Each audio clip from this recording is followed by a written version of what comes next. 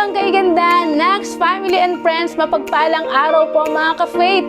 Talaga namang pag si Jesus ay ating kasama, ang umaga ay gaganda, ang buhay ay sasaya, dahil every gising is a blessing. I'm Deaconess Sharon, your devotion leader for today.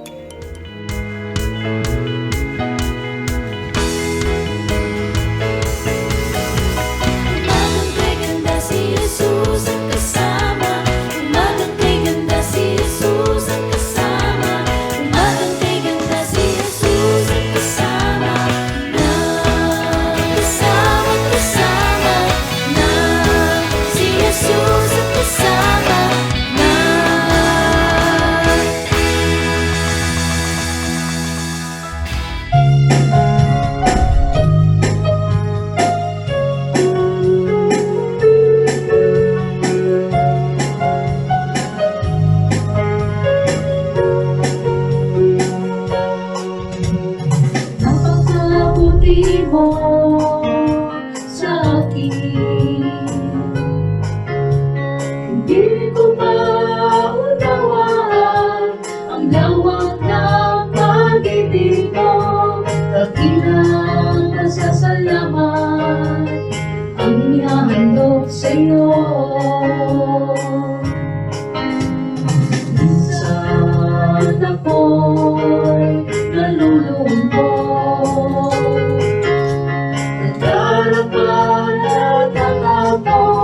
sa aking paglalakbay, tuloy ang pag-ibig mo, kailan may laging tapat. Dakilang pasasalamat ang inihahandog, karapat-dapat kang purihin, ikaw Diyos, walang kasing dakilaan, pag-ibig mo Diyos.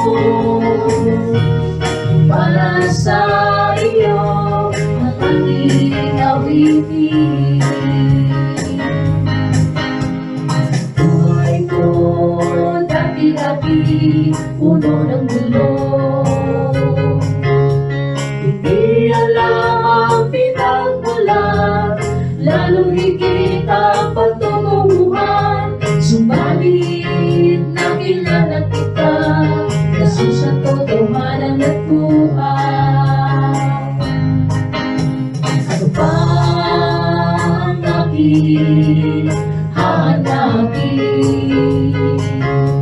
Dahil na iyong ibinigay, doon ko'y masagana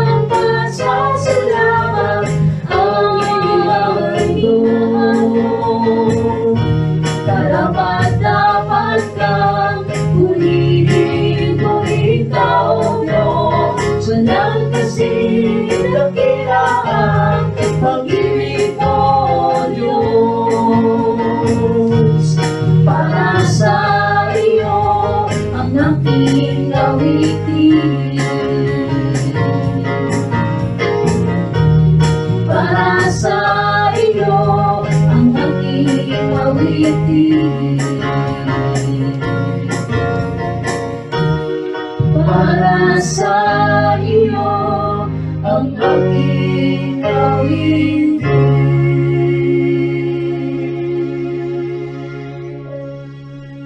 Amen! Praise God sa mensahe ng awit na ating napakinggan. Nais ko pong basahin sa inyo ang ating Bible verse for today na pagbabatayan ng ating maikling pagbubulay-bulay mula po sa Luke chapter 1 verse 37. For God, nothing will be impossible. Sa Tagalog, ganito po ang sabi niya, sapagkat walang anumang bagay na hindi kayang gawin ng Diyos. Amen. Imposibleng mabuhay muli si Jesus. Yan ang sentimento ng mga katunggali ng Panginoon. May kumuha ng kanyang bangkay para ipamalitang siya ay muling nabuhay. Ang fake news na ipinalalaganap ng mga hindi sumasampalataya sa Panginoon. It's impossible that Jesus is alive. But, alam natin, with God, nothing is impossible. Anong mga bagay o pangyayari sa inyong buhay ang akala mo ay imposible, subalit ginagawang posible ng Panginoon? Alam ko marami po tayong patotoo niyan. Isa sa nagagawa ng ating pananampalataya ay ang maniwalang ang mga bagay na imposible sa tao ay posible pala sa Diyos. Tinuturuan tayo ng ating pananampalataya na umasa at magtiwala na walang hindi kayang gawin ng Diyos sa buhay natin. Meron po akong nabasang acronym ng word na faith. F-A-I-T-H, ang ganito po ang sinasabi. Faith means full assurance in trusting Him. Faith means for anything impossible, trust Him.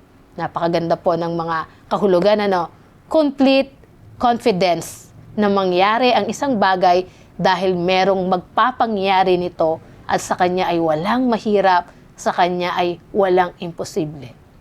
Pero bakit ba minsan para bang hirap panghawakan ng salitang ito na nating is impossible with God?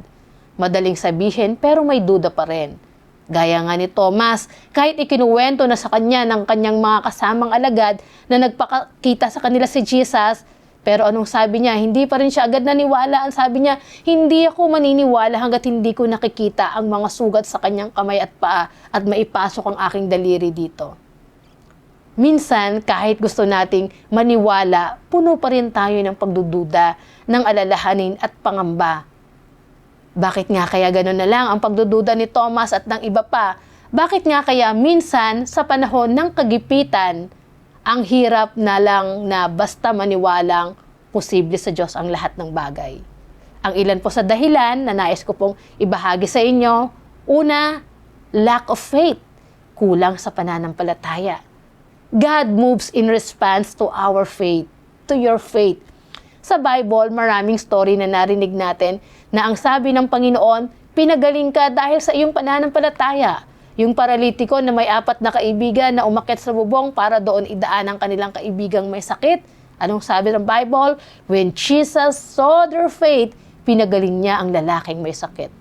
Nung makita niya ang kanilang pananampalataya, God moves in response to our faith. Gaano kalaki ang magagawa ng Panginoon sa iyong buhay? Ito ay kung gaano kalaki ang paniniwala mong magagawa niya yon sa buhay mo. The first and most important principle required to get God's help is your faith. Simple, but do you believe it? Naniniwala ka ba na talagang imposible, nothing is impossible with God? Baka kasi minsan sinasabi lang natin pero hindi naman talaga natin ito pinaniniwalaan. Sa Hebrew chapter 11 verse 6, and without faith it is impossible to please God, because anyone who comes to Him must believe that He exists and that He rewards those who earnestly seek Him. Amen. Kung hindi tayo sumasampalataya sa Diyos, hindi nating mabibigyang kaluguran ng Panginoon. Sapagkat ang sino mang lumalapit sa Diyos ay dapat sumampalatayang may Diyos na nagbibigay ng gantimpala sa mga nananalig sa Kanya. Amen. Bakit minsan ay mahirap ang hawakan ang nothing is impossible with God? Ito ay dahil madalas nakatuon tayo sa sarili nating kakayahan at sarili nating resources. Naturalesa sa isang tao na sa panahon ng pangangailangan, Ang una nating tinitingnan ay ang ating sariling kakayahan at lakas. Kung may need, titingnan mo muna ang iyong bulsa. Pag hindi kaya ng budget, ops, imposible. Kung titingnan natin ang ating sarili, kailanman ang ating resources ay hindi sasapat. Tayo ay maraming kahinaan at kakulangan. Ang ating kaalaman ay mayroong limitasyon. Ang ating lakas ay mayroong katapusan. That's why we need God to do the impossible things for us. Ang kailangan lamang nating gawin, manampalataya na God is working. Sabi nga ng isang praise and worship song, even when I don't see it, if you're working, even when I don't feel it, you're working, you never stop working. God never stop working. Yung time na when seems to be no way, sabi, God will make a way. He is a way maker, a miracle worker, a promise keeper. Amen. God is our way maker. Kung maalala natin ang kwento ng mga buhay ng Israelita noong sila ay inilabas mula sa Ehipto. Maraming mga imposibleng bagay ang ginawa ng Panginoon. Ang mga imposibleng bagay ay ginawang posible ng Panginoon para sa kanila. Mauhuli na sila dahil wala nang ibang daan para sila ay makatakas. But God made a way. Anong ginawa ng Panginoon? Hinati niya ang dagat para sila ay makatawid. Yung journey nila sa wilderness, maraming pagkakataon na ang mga Israelita ay halos mawala na ng pag-asa, mawala na ng pananampalataya sa hirap na kanilang nararanasan. Pag umaabot na sila doon sa end, wala na silang magagawa, hindi na nila alam ang kanilang gagawin. The Lord step in and He makes the impossible possible. Kaya ang laging tanong sa kanila ng Panginoon, nasaan ang pananalig nyo? Nasaan ang pananampalataya nyo? Ang kwento po ni Abraham, the Lord promised him na siya ay magiging father of all nations. Pero imposible ito dahil siya at ang kanyang asawang si Sarah ay matanda na. Subalit ang Diyos ay tapat sa kanyang pangako. The Lord is make it possible na buntis si Sarah at sila nga ay nagkaanak. At sinubukan din ng faith ni Abraham noong inaalay niya ang kanyang kaisa-isang anak na matagal nang hinihintay, nakatuparan nga ng pangako ng Panginoon sa kanila. Abraham just simply obey and trust the Lord. Kaya muli, imposible, ginawang posible ng Panginoon para kay Abraham. Nakita ng Lord ang faith at ang kanyang pagsunod. Kapatid, dumating ka na rin ba sa punto ng buhay mo na nasabi mong, hindi ko na alam ang aking gagawin. Hindi ko na alam kung makakaya ko pa ito. Have you ever needed a miracle? O nasabi mo na ba, Lord, ayoko na. Pagod na ako. Sa palagay ko, marami sa atin ang nakakaranas ng mga ganitong sitwasyon. Hindi man po tayo pare-pareho ng karanasan, pero ang sigurado akong lahat tayo ay dumaranas ng iba't ibang struggle sa buhay. And that is the part of having faith in God. Ang pagkakaroon ng pananampalataya means to have hope and confidence in the promise of God. Even when we can see a way forward or how we can be forgiven or how our wounds can be healed. Mga kapatid, maaring nag-struggle ka ngayon. Maaring ang ilan sa atin ngayon ay nasa mahirap na sitwasyon at kalagayan.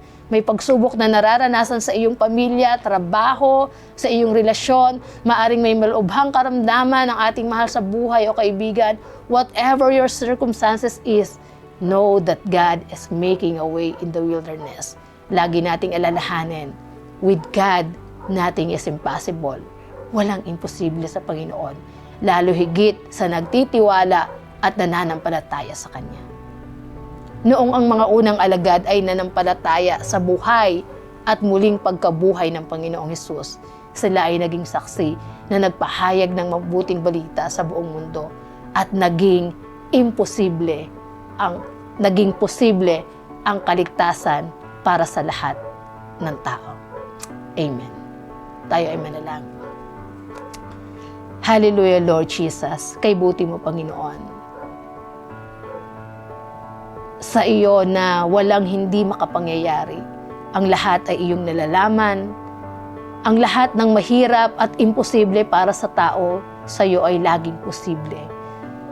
Panginoon, tulungan mo po kami na magkaroon ng ganap na pananampalataya. Huwag namin tingnan ang aming sariling kakayanan, ang aming sariling kaalaman, ang aming sariling resources, bagkus lagi kaming tumingin sa iyo, upang walang bagay na maging mahirap, walang bagay na imposible para sa amin. Alam po namin, Lord, pagkasama ka namin, ang lahat ay laging merong katagumpayan. Ang lahat ay posible, Panginoon, sang-ayon sa iyong kalooban. Salamat, Panginoon, sa paalala ng iyong mga salitang ito, Panginoon, that you are making a way, Panginoon, sa aming mga buhay. May mga panahon mang hindi namin alam na ang aming gagawin, lagi kang merong kaparaanan. Lagi kang merong provision. Lagi kang merong katugunan sa bawat katanungan, Panginoon, at hinain po namin sa aming mga buhay. Salamat, Panginoon, sapagkat ikaw ang aming Diyos, ang aming Jehovah Jireh, the God who provide, Panginoon. Hindi lang material, Panginoon, sa lahat ng aspeto at kalagayan ng aming buhay, nararanasan po namin, Panginoon, na kami po iyong tinutugon. Salamat po sa kabutihan mo. Lord, kasabay ng aming panalangin ngayon, idinudulog ko po sa iyo ang mga kapatid na ngayon ay dumaraing sa iba't ibang pagsubok sa buhay, Panginoon. Sila na nanglulumo, nangihina, nakakaranas ng depression, ng anxiety, Panginoon. Katagpuin mo po sila. Mahigpit mo po silang yakapin, Panginoon. At ipaalala sa kanila, Panginoon, kung patuloy po kaming magtitiwala sa iyo, nothing is impossible with you, Father God. Ang lahat ay makapangyayari sang-ayon sa iyong kabutihan. Katagpuin mo din, Panginoon, ang mga kapatid na ngayon ay dumadalangin sa kagalingan mula sa mga malubhang karamdaman, Panginoon, na minsan naiisip nila, Panginoon, na nawala ng pag-asa. Lord, nagtitiwala kami sa iyo, Panginoon. Ikaw, Panginoon, ang nagbibigay ng kaganapan. Ikaw ang aming dakilang manggagamot. Ikaw ang magbibigay ng kagalingan, kinakailangan ng iyong mga anak. Katagpuin mo sila, Panginoon, na ngayon ay nasa banig ng karamdaman. Ipatong mo po ang iyong mapagpagaling na kamay at maranasan po nila ang iyong kagalingan. Sila na mga kapatid na dumudulog sa iba't ibang pangangailangan, financial, material, Panginoon, spiritual, Panginoon, ang lahat ng ito ay idinudulog at inataas po namin sa iyo. Nagtitiwala kami, Panginoon, na sa bawat pagtawag, lagi kang merong handang katugunan. Salamat, Panginoon, dahil patuloy kang gumagawa at kumikilos sa aming mga buhay. Purihin ka, O Diyos, kay buti mo. Ikaw lamang ang aming mapapurihan sa lahat ng aming gagawin sa araw na ito. Sa iyo po ang papuri, ang pagsamba at pasalamat sa pangalan ni Jesus. Amen. Amen and amen. Maraming salamat po mga kapatid sa inyong pagsama sa akin sa umagang ito. Magkita-kita po ulit tayo every Tuesday and every day. Thank you so much for worshiping and joining with us today. God bless you po sa inyong lahat. Pagpalain kayo ng Panginoon. God bless you. God bless mga ka-faith. Bye!